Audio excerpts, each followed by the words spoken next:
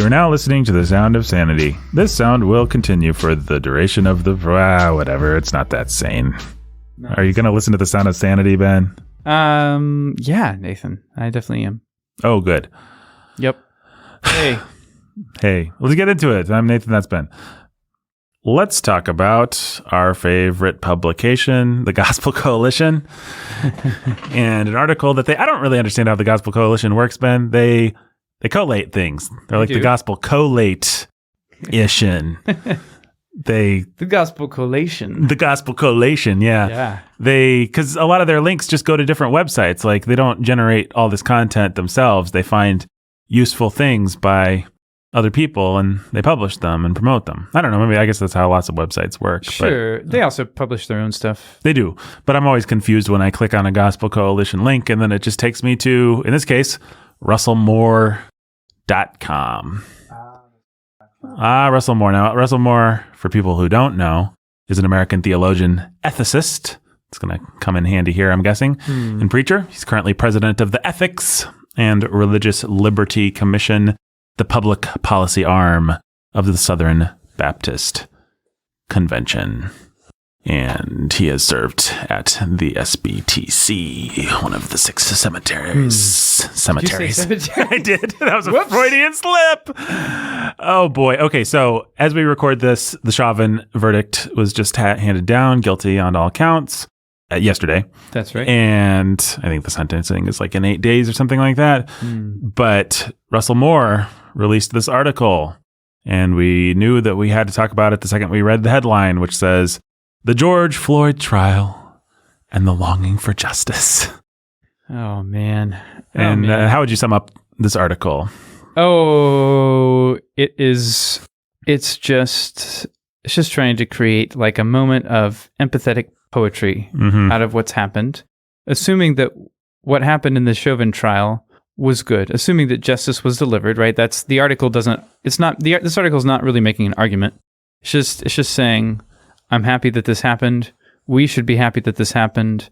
And we should think about basic biblical principles of justice. We should remember that what the courts do matters. We should remember that right and wrong uses of authority matters. But, obviously the authority in this case would be the police. Right. Like, they better not do this kind of thing anymore. And then he's gonna tag back to social justice issues in the U.S. Slavery, Jim Crow. Just very briefly, other abuses of authority. I mean, this is all. He's very, very brief. He might not even say the word slavery in here, but he does say Jim Crow.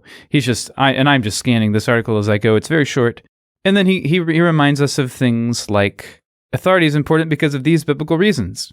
Name some passages. Right. Yay. Murder's bad because all this kind of stuff. Reminds us that George Floyd was a human being. George Floyd was a human being made in the image of God. Yes. And he is, quote, not only a symbol of the quest for racial justice in this country, although he certainly is that, he's also a human being created in the image of God, unquote. And his life matters to God and should matter to us. Right. And every human life is an awe-striking mystery. And then the best is the last. Should I just read the last paragraph? Please. Okay. So we can, quote, we can thank God for the accountability rendered in this case. We can work to see to it that justice is done in cases like this, whenever and wherever they arise around us. We can see to it that no one else ever faces the awful killing experienced by George Floyd and countless others. And as we do so, we can weep. Even as we are glad for justice done, we should weep for injustices still at work and for a life that is still gone, end quote. I have to say, this article makes me want to weep. That's not even a joke. That's not even sarcasm. It's not. Not hyperbole. No, sometimes I would say that I would just be, this article makes me want to weep. Right. But it actually does. And not because he's effective in making his point, but quite the opposite. So maybe we should talk about that. Maybe the last paragraph is the easiest place. Yeah, let's start there. So what about this article makes you want to quite literally and non-humorously weep? Yeah, it is that. It's that Russell Moore is in the position of a shepherd, and he's really misusing his authority, actually, because what he's saying is simply playing into a race narrative, or let's be more particular, it's playing into a narrative about police killings of black men that is not firmly established, shall we say. The more one looks at the facts, shall we say, this narrative is not credible. It is a big Black Lives Matter thing that cops are always killing black men unjustly. No, but the statistical evidence just simply isn't there. It's not there. The case-by-case evidence is of black men resisting arrest. I guess we're in the weeds here. It's generally men who are criminals and resisting arrest who are getting killed. Well, as more than one pundit has pointed out, you could flip all these narratives to just simply say a person resisting arrest was killed. Like that could be the headline of many of these stories. Yeah. Because what you don't have is some guy decides to peacefully go along, and then the cops say, we're racists, and they shoot him in the head. That doesn't happen. No, it doesn't. It doesn't happen. And so I'm not even commenting on Chauvin and Floyd right now. All I'm commenting on is what Russell Moore is using this case to do. He's saying, yes, the awful killing experienced by George Floyd and countless others. And no, he doesn't say countless other black men, but given the context of this article, it's clear he's talking about racial injustice, awful killings that are racially motivated. That's the whole context for this article. Well, let me stop you right there, though, because I think part of what's so awful about this is the lack of precision. He's willing to leave things like that sort of nebulous and let you draw your own conclusions, because that means you can just bring your own sense of injustice and justice and all that sort of thing to it, and you can feel validated.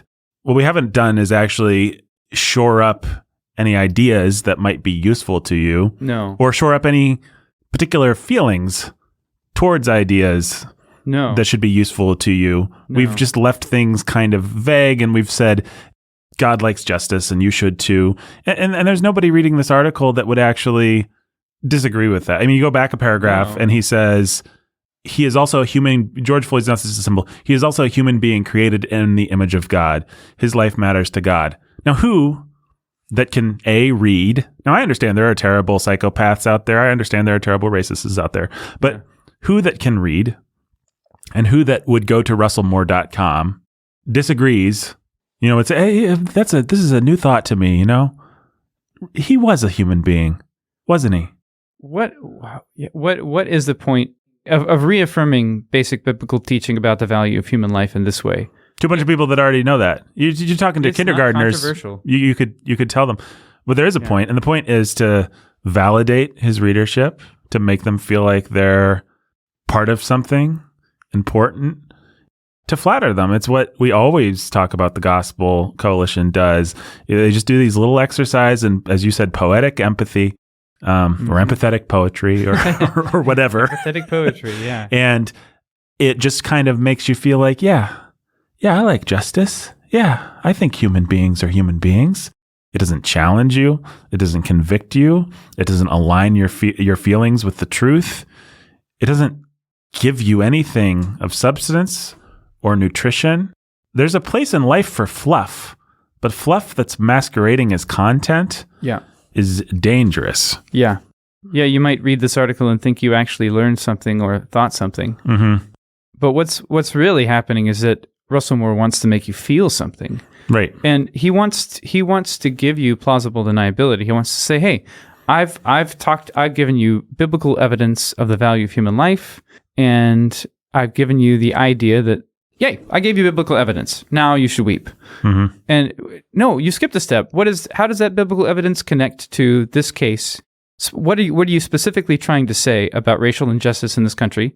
And what's your argument? Well, this actually is for people who are already on board and who want to be fed the kind of sentiment that will reinforce what they already think.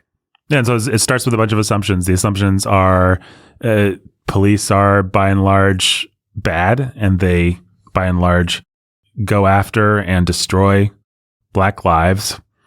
There should be justice for that, and justice in this case was accomplished. It was accomplished. And none of that is proven. And look, I'm not going to pretend like I watched every scrap of the jury trial or even much of it. I don't know. Maybe the jurors made a just decision. Yeah. That's fine. But the one thing that you can't say is that it was an easy decision, that it was a simple decision, that there was no complexity, that there weren't different ways of looking at it. Yeah. Largely, my understanding is that if you watch another video, his knee was on his shoulder. You can't prove asphyxiation. I mean, we don't have to go through the case step by step. We don't have to, as I like to say, relitigate the case here. Yep. The fact is, it was messy. It was complicated. And when you take something that's messy and complicated and you pretend like it's simple and that clear lines can be drawn, you're lying. I mean, I don't even know what to say. It's disgusting. Yeah. Yeah. And this feels like a shepherd lying. It feels like, I mean, I think it is a shepherd abusing the trust that's in him, that God has placed in him and that people place in him. Mm-hmm. And I think I just equivocated on the word trust there. So God has given Russell Moore a trust, which is the care of souls. Right. And then those souls trust Russell Moore. And in both cases, the trust is being abused. Right. Yeah. Yeah. And as we do so, we can weep. Right. Even as we are glad for justice done, we should weep for injustices still at work and for a life that is still gone. And I think, that was all a quote again, the last couple sentences of this article. I don't know what to say about that. It's hard for me to believe that Russell Moore isn't sincere. So to be clear, I'm saying I think it seems like Russell Moore sincerely feels what he's saying. And I'm sorry, but that's an irresponsible thing to sincerely feel. It is. It's very maudlin. Mm-hmm. It's odd and sentimental. It just signals that you do well, what it means is that you buy into white guilt overall, and particularly certainly in the case of George Floyd, but also, like we're saying, the whole race narrative. Mm-hmm. We should weep for injustices still at work. Does he really? I do wonder, did Russell Moore really cry? Mm-hmm. Maybe he did. He may well have. Does he make it a point to cry over other injustices or to cry at the thought of them? Mm-hmm. I'm not actually, this isn't like a rhetorical gambit. No, I'm not trying to make a mean snipe. No, it's a good question. Did he cry? Yeah. Yeah, I really sincerely wonder, like, is this serious? Like, do you think that Christians should make a practice of being in mourning right now? I think the answer on some level actually is yes. Mm-hmm. That is what he really thinks. Right. Weep with those who weep, mourn with those who mourn. All I'm talking about, you Sound of Sanity critics, is obeying the biblical command in light of what our country is going through and in light of our country's guilt. Right. Specifically, the guilt of those in authority and the guilt of those who are white, which often are the same group of people. So I think the answer is yes. And I think that is, well, Nathan, why is that so bad?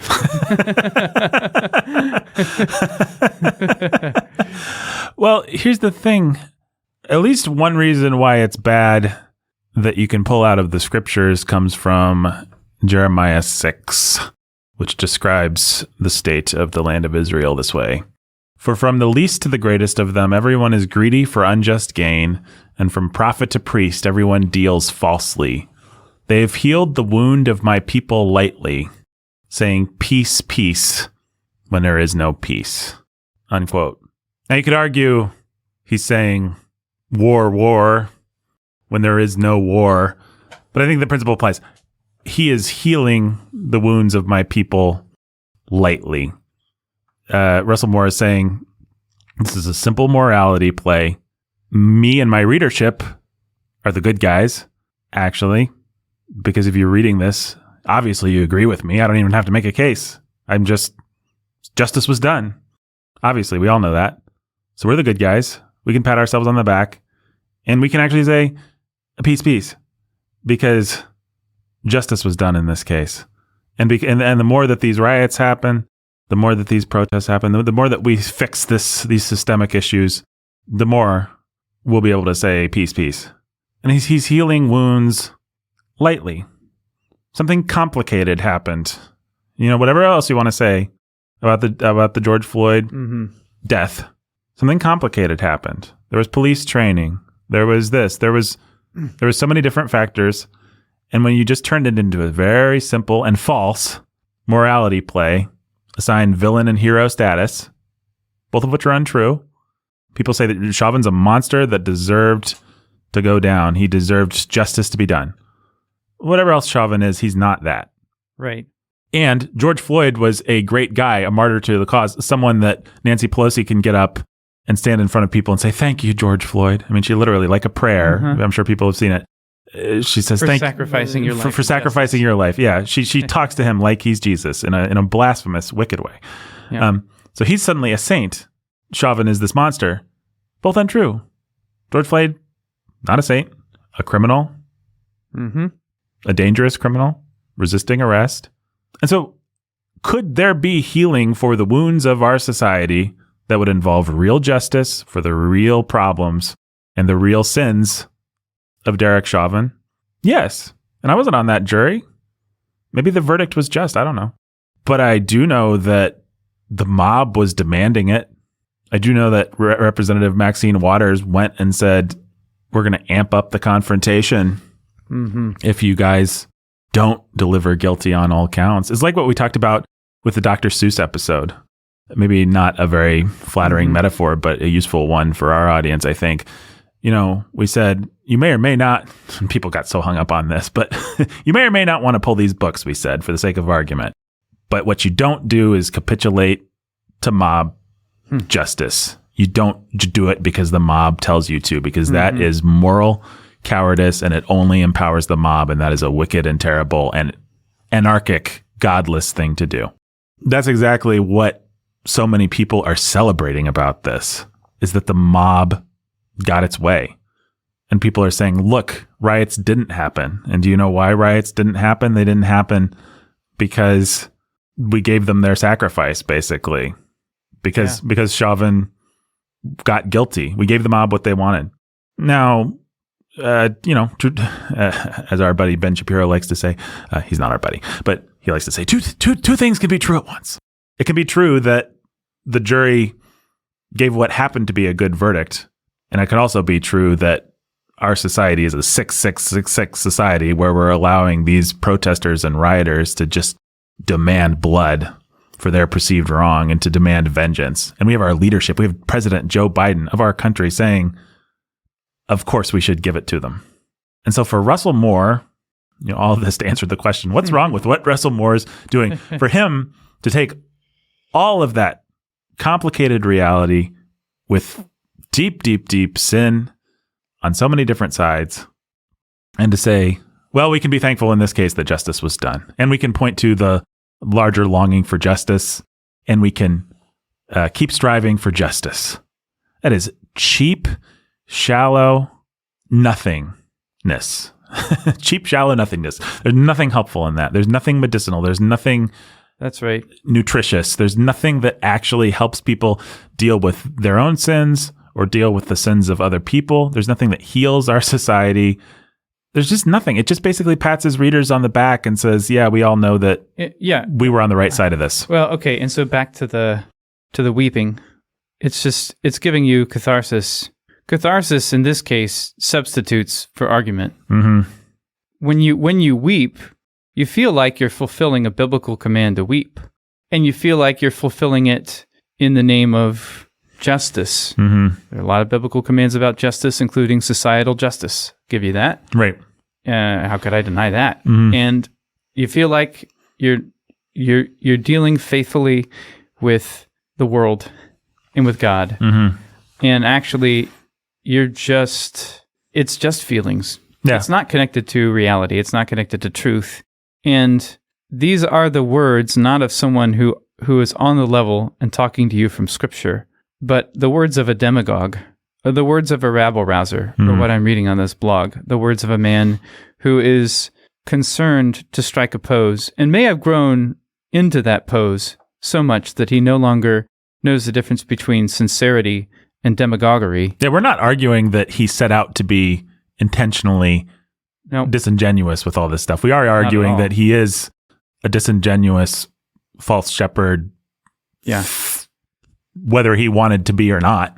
That's right. Whether he wanted to be or not, we should weep for injustice is still at work and for life that is still gone. Well, This is hollow. This is an article that exists to virtue signal and empathize. And I don't mean empathize in a positive sense, whatever you want to say about the word. I just mean that it is just about giving off feeling vibes, helping you to feel what, if you're reading this, presumably you already feel.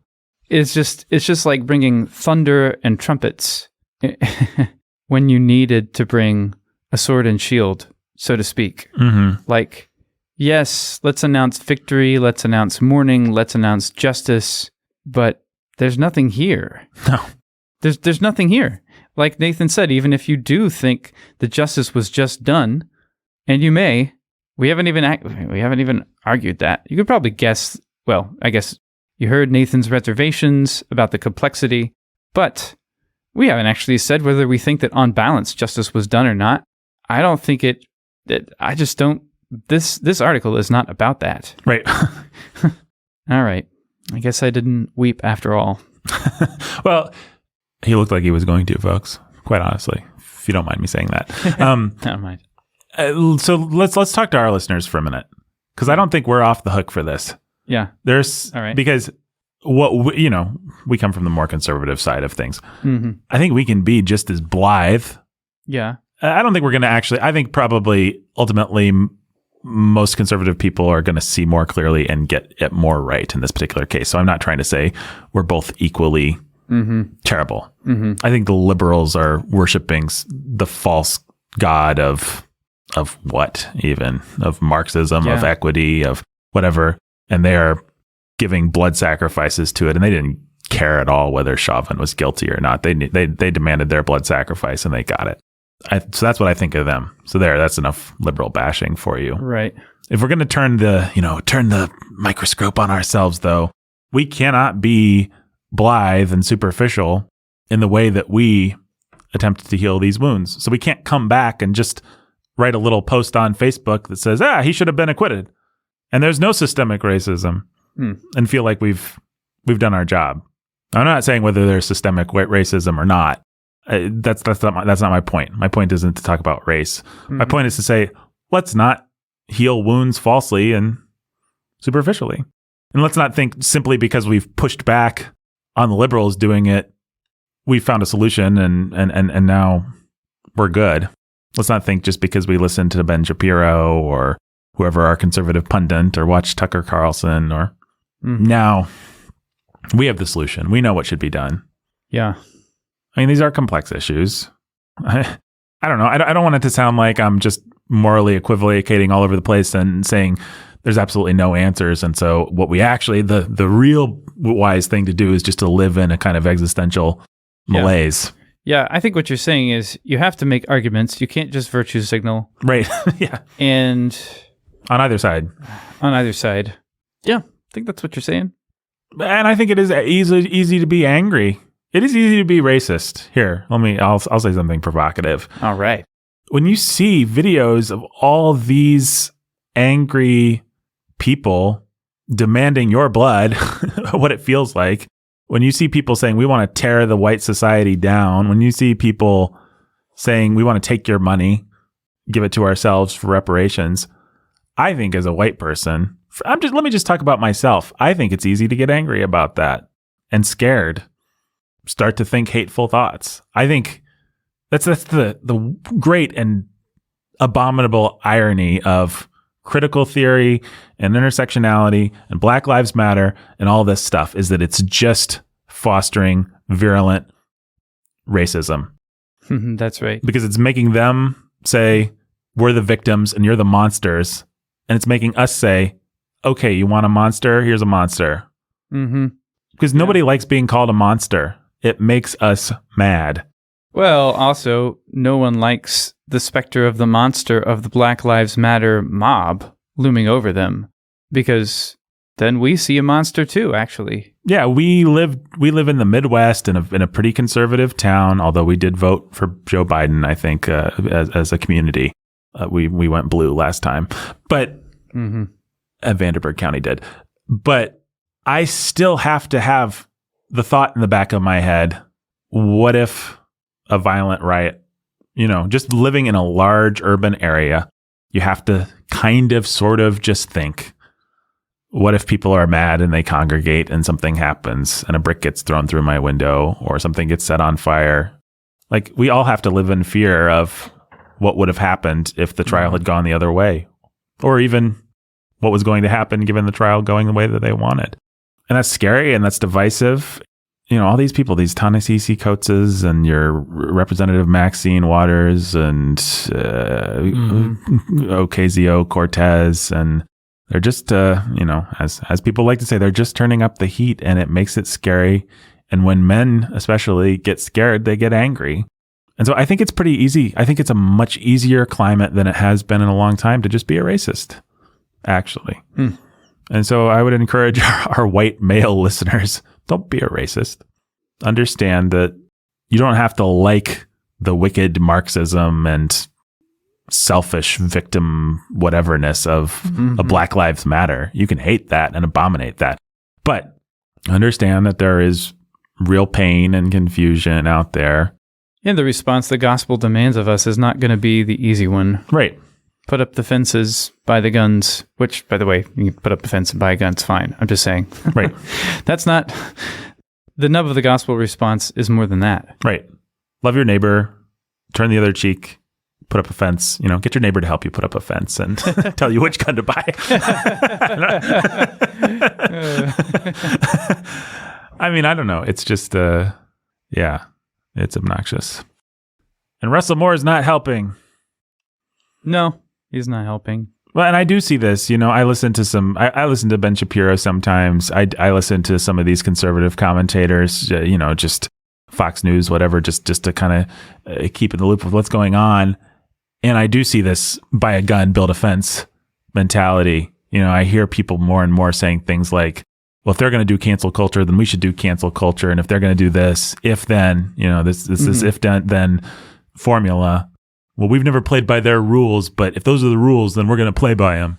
Yeah. You know, if injustice is gone and it's just about getting yours, then we better make sure our side gets ours.